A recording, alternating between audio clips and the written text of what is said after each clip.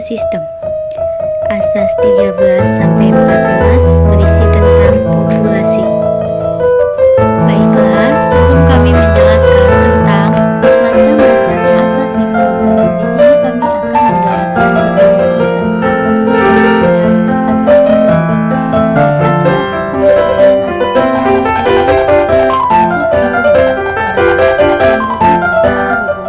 asas lingkungan mempunyai keteraturan atau menganut asas tertentu. Manfaat asas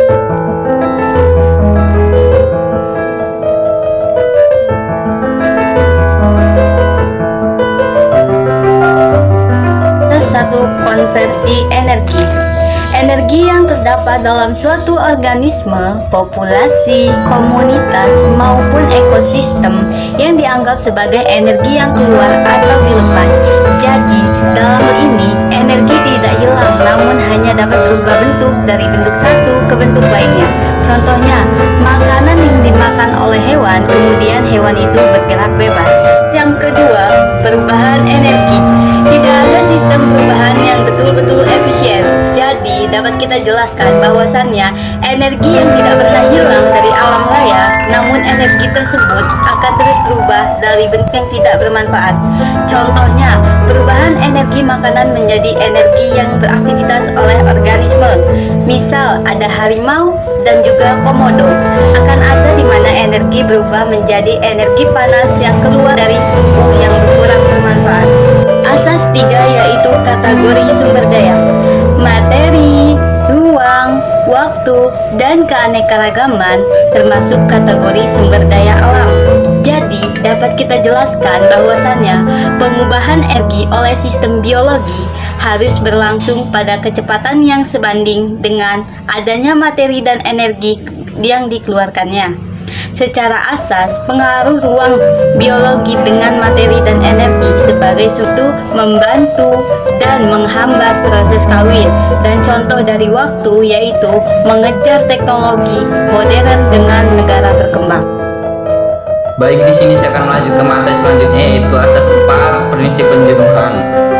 Untuk keseluruhan jenis sumber alam, bila ketersediaan sumber alam sudah cukup tinggi, maka pengaruhnya unit kenaikannya sering terjadi penurunan dengan penambahan sumber alam sampai pada suatu tingkatan maksimal.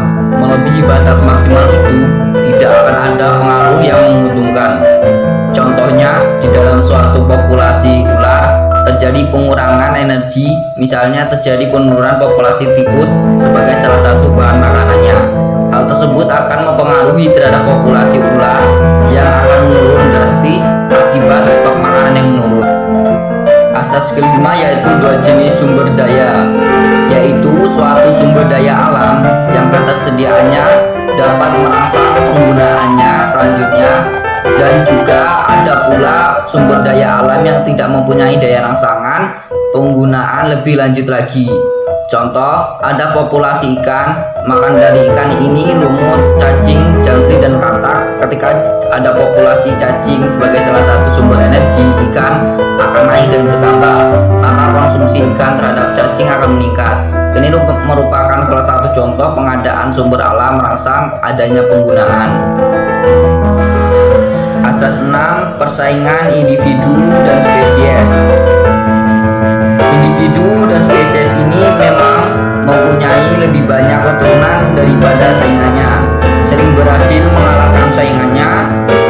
Spesies ini dapat dikatakan mempunyai kemampuan adaptasi yang baik atau lebih tinggi, akan mempunyai banyak sekali keturunan daripada spesies yang kurang dapat beradaptasi. Contohnya, di dalam sebuah ekosistem hutan, tumbuhan dengan tingkatan lebih tinggi seperti tumbuhan pohon jati dan lain-lain akan memiliki populasi atau kehidupan yang lebih tinggi daripada tumbuhan rumput.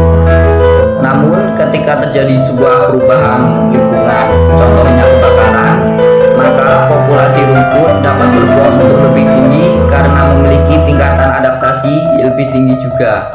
Asas yang ketujuh adalah asas kemantapan keanekaragaman, yang artinya suatu komunitas yang tingkatannya tinggi dalam lingkungan, dan asas ini mudah diketahui.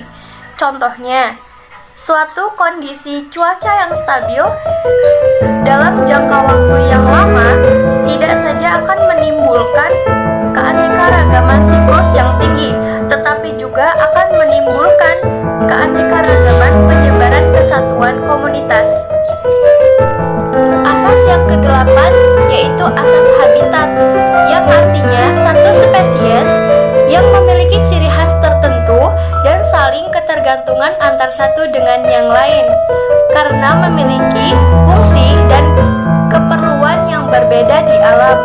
Contohnya yaitu singa adalah pemakan daging. Hidupnya saling berdampingan dengan harimau pemakan daging juga.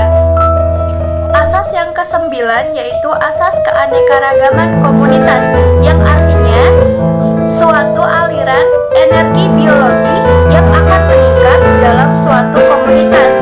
Contohnya yaitu komunitas yang mempunyai keanekaragaman hidup seperti padi, belalang, katak, ular, dan elang. Oke, di sini saya akan melanjutkan materi selanjutnya yaitu asas biomasa dan produktivitas. Jika dalam sebuah lingkungan yang stabil, keanekaragamannya meningkat seiring dengan waktu, maka perbandingan biomasa dan dengan produktivitasnya juga akan meningkat. Prinsip ini menjelaskan bahwa sistem biologis berevolusi ke arah pencermatan pengguna energi yang memungkinkan berkembangnya keanekaragaman. Contohnya itu hewan berdarah panas di daerah iklim dingin yang mempunyai ukuran tubuh yang lebih besar. Misalnya serigala di kutub mempunyai tubuh yang lebih besar dan bulu yang lebih tebal, sehingga rasio dengan berat tubuh akan lebih rendah. Hal ini dilakukan untuk efisiensi energi. Oke, di sini saya akan melanjutkan materi selanjutnya, kemantapan sistem. Sistem yang lebih dewasa memindahkan energi biomasa dan keanekaragamannya tingkat organisasi di dekatnya yang belum dewasa. Artinya, energi, materi, dan keanekaragaman mengalir ke arah organisme yang lebih kompleks. Contohnya itu, kota sebagai suatu lingkungan adalah sistem yang lebih dewasa daripada desa. Akan terjadi eksploitasi yang dilakukan desa meliputi dalam hal ketenaga kerjaan, ekonomi, dan politik. Asas ke-12. Nah, di dalam asas ke-12 ini, kesempurnaan adaptasi suatu sifat atau tabiat bergantung kepada kepentingan relatifnya. Di dalam keadaan suatu lingkungan, contohnya, adaptasi secara tiba-tiba oleh serangga dan ikan yang berwarna semarak di daerah tropika yang kaya keanekaragaman. Asas ke-13. Di dalam asas ke-13 lingkungan ini, lingkungan yang secara fisik dan memungkinkan terjadinya penimbunan keanekaragaman biologi dalam ekosistem yang mantap dan kemudian dapat mengalahkan kemantapan populasi.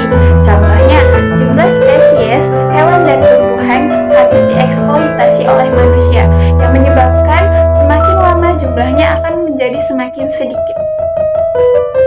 Asas ke-14. Di dalam asas ke-14 ini, derajat pola keturunan naik turunnya populasi bergantung kepada keturunan dalam sejarah populasi. Yang nanti akan mempengaruhi populasi itu. Contoh, burung elang sangat bergantung kepada tikus tanah sebagai sumber makanannya, dan tikus tanah sangat bergantung kepada jenis tanah tertentu untuk hidupnya. Itu tadi penjelasan materi tentang macam-macam asas lingkungan beserta contohnya. Terima kasih telah menyaksikan.